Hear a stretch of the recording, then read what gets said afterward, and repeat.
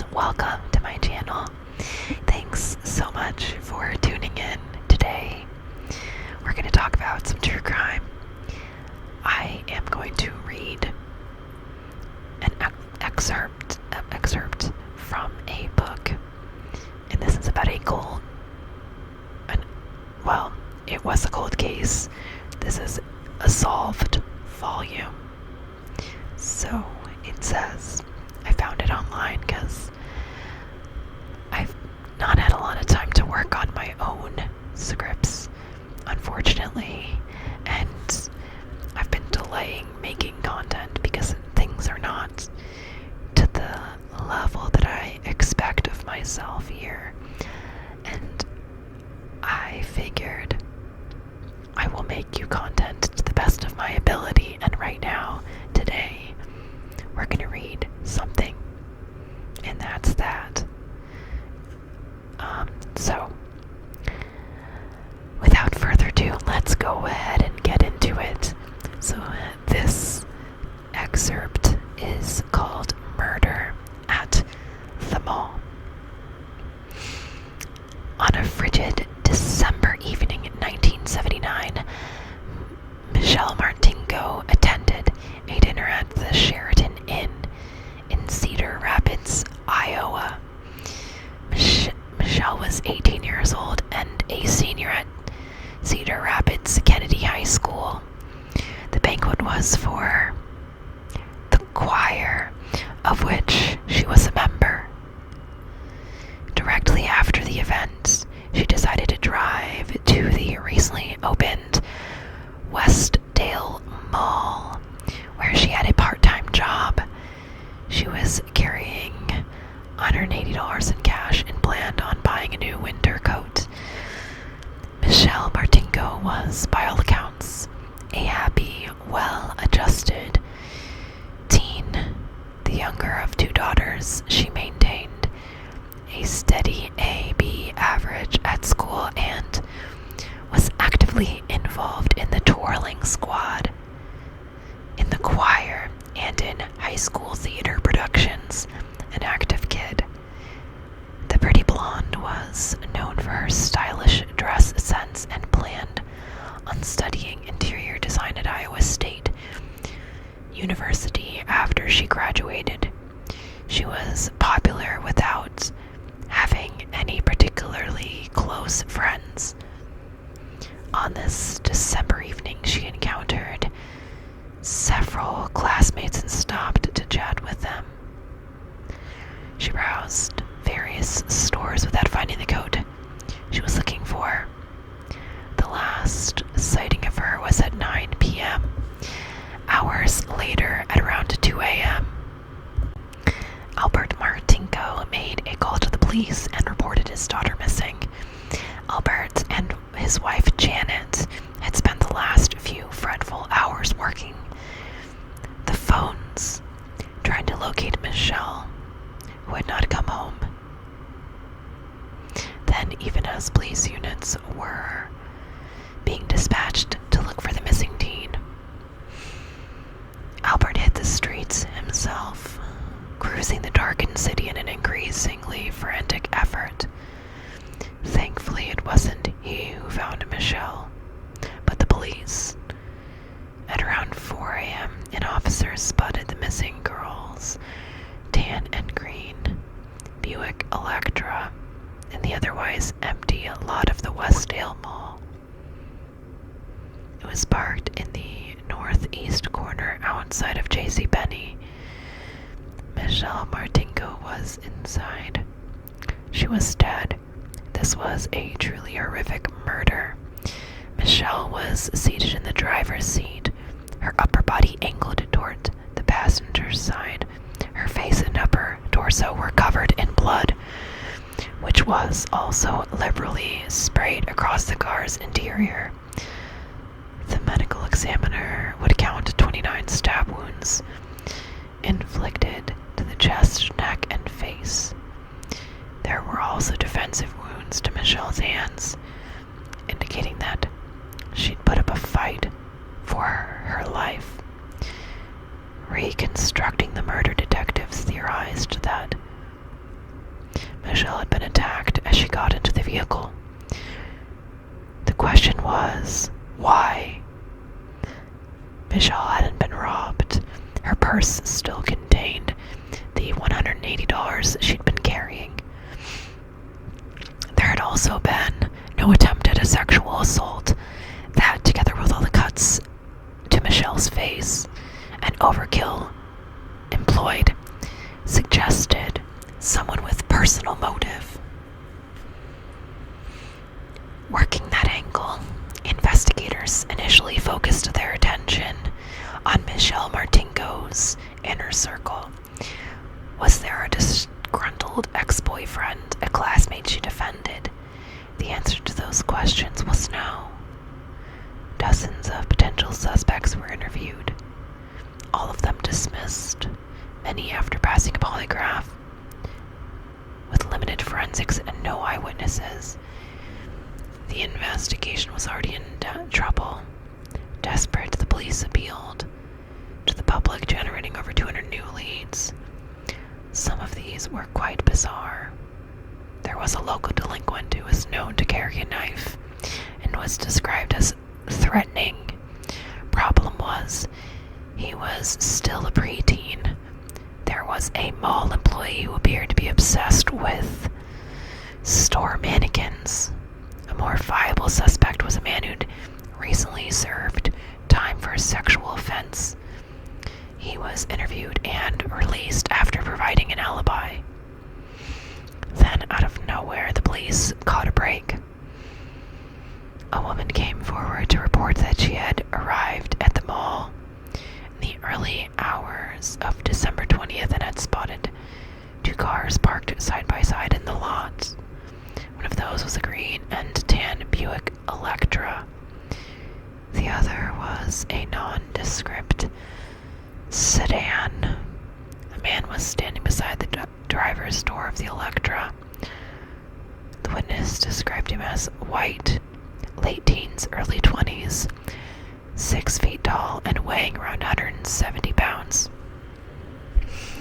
She said that he had brown eyes and curly brown hair.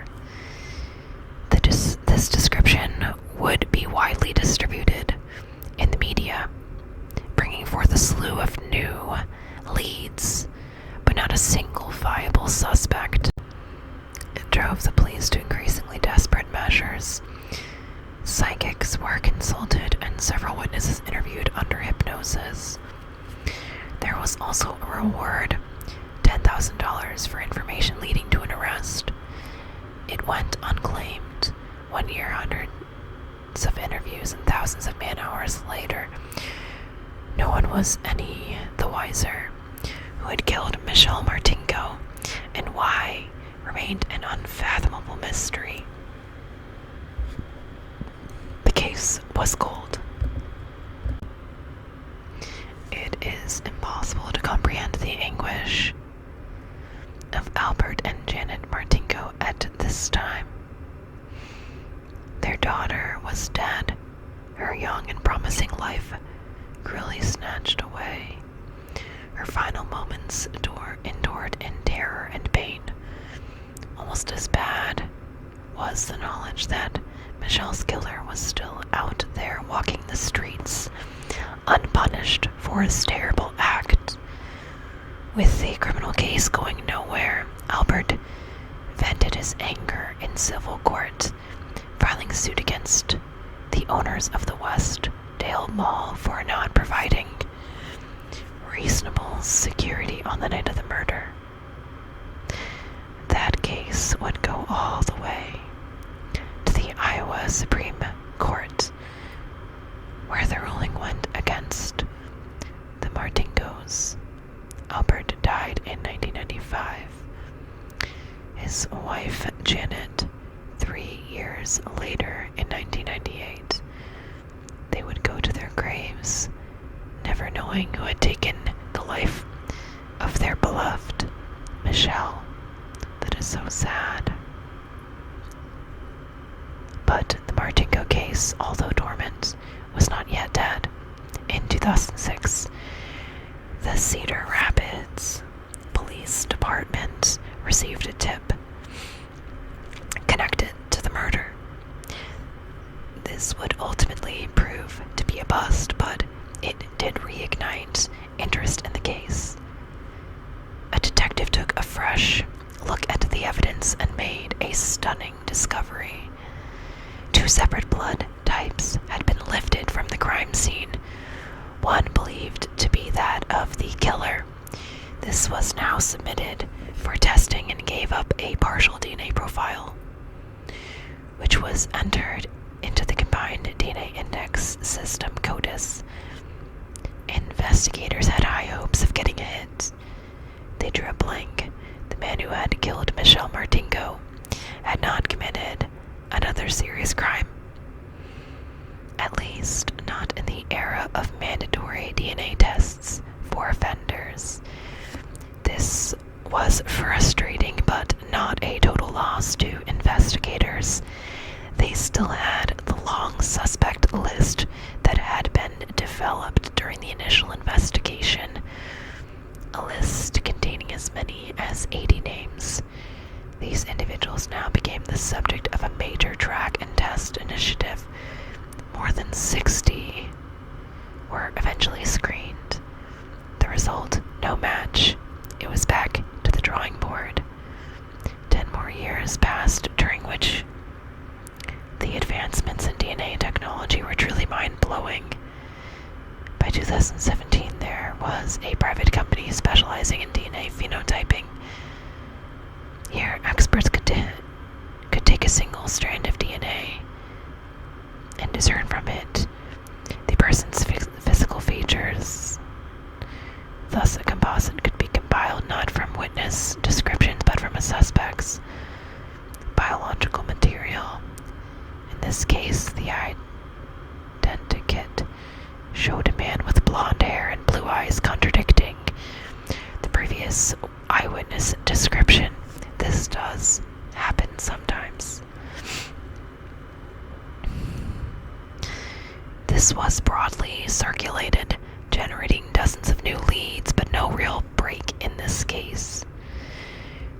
This wasn't the end of the road for the DNA evidence, though. In 2018, the DNA profile was entered into GEDmatch, a public genealogy website. This has produced results for law enforcement in the past, most notably in the capture of the Golden State Killer, which we have talked about on this channel when I covered his case in a few videos. In this case, too, it delivered a hit, not to the killer, but to a relative believed to be a second cousin once removed. Now the investigative effort entered the realm of genealogy, with experts constructing a family tree and eventually narrowing their search to 3 brothers, all of whom grew up in Manchester, Iowa, and they still lived in the area. With the potential suspects now in their sights, the police set up surveillance on the brothers, hoping to obtain some items containing their biological material, if you know what I'm saying. On October 29th, 2018, an investigator saw one of the brothers, Jerry Lynn Burns, discard a plastic straw after drinking a soda. The item was collected and rushed to the lab, where a profile was extracted. It was compared to the blood found on Michelle Martinko's clothing, and it matched. Nearly 4 decades after the murder of Michelle Martinko, the police finally had a suspect in their sights. But who was Jerry Lynn Burns? His was not a name that had come up in the investigation before, nor was the Golden State Killer D'Angelo actually a suspect prior to coming up. Interestingly enough, and there was a good reason that he hadn't come up. Burns was a man with a squeaky clean record. He was a successful businessman and a pillar of the community. When that phrasing just like, ooh, with true crime. Possibly. He was a graduate of West Delaware High School in Manchester. He currently owned a powder coating business in the city. Before that, he'd worked for John Deere. He'd also co-owned a truck stop. Burns was widowed at the time that he came to the attention of the police. His wife, Patricia, had committed suicide in 2008. He had no police record, not even for misdemeanor. But now he was a suspect. He was suspect number 1 in a long-standing murder investigation. In December 2018, police officers arrived at his business premises in Manchester. They were armed with a long list of questions that needed answers. Burns was also asked to provide a DNA sample, which he refused until a search warrant was placed in front of him. Submitted for DNA for testing, his sample returned the result that investigators had expected. It was a match to the blood found at the murder scene on December 19th, 2018, 39 years to the day from Michelle Martinko's death. Jerry Lynn Burns was arrested and charged with first-degree murder. Jerry Lynn Burns entered a not guilty plea February 2020 for his trial, with his defense trying every legal maneuver in the book to have the DNA evidence excluded. Well, I guess that's their job, isn't it? When this was denied by the judge, the writing was on the wall for Burns. The presence of his blood at the murder scene could not be explained away. The only way that it could have gotten there was if Burns cut himself during the frenzied knife attack. As any homicide investigator will tell you, accidental, self-inflicted wounds are quite common in these circumstances. In the end, it took the jury just 3 hours of deliberation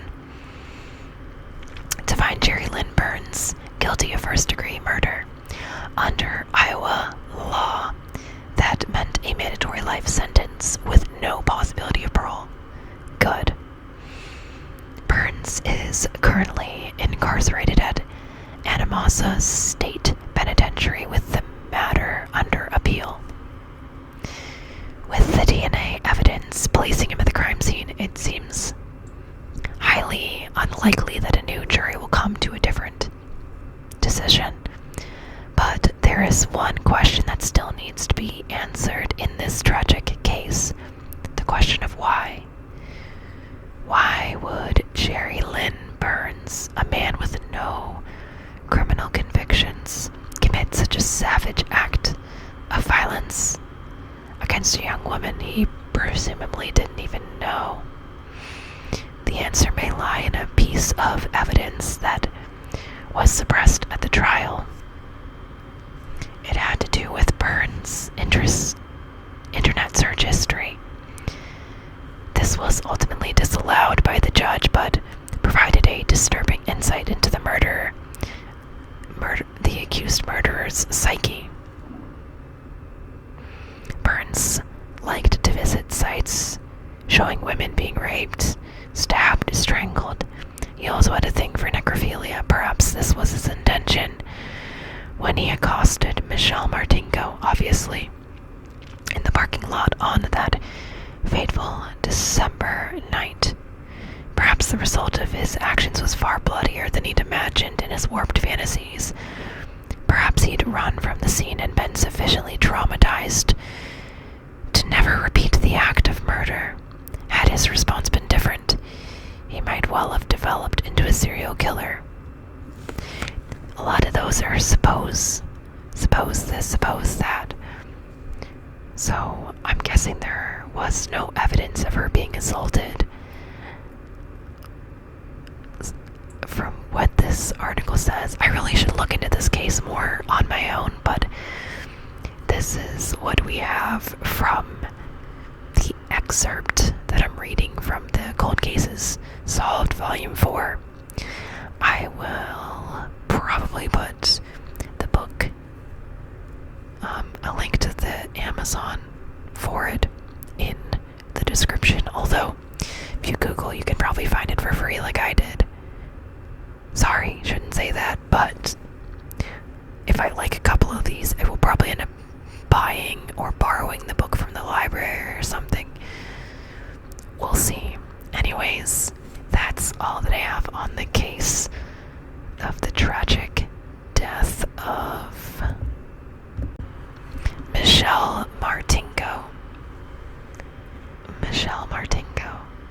I will also be sure to include a photo of her in the video, or photos in general. But let me know your thoughts on the case, on my coverage of the case, or reading of the article, I suppose. And if you have any helpful, positive suggestions, positive being the preference here, and like and subscribe if you'd like more similar content, or just if you enjoyed this video. Thank you so much for watching and for supporting my content, and I look forward to seeing you in my next video. Good night, sweet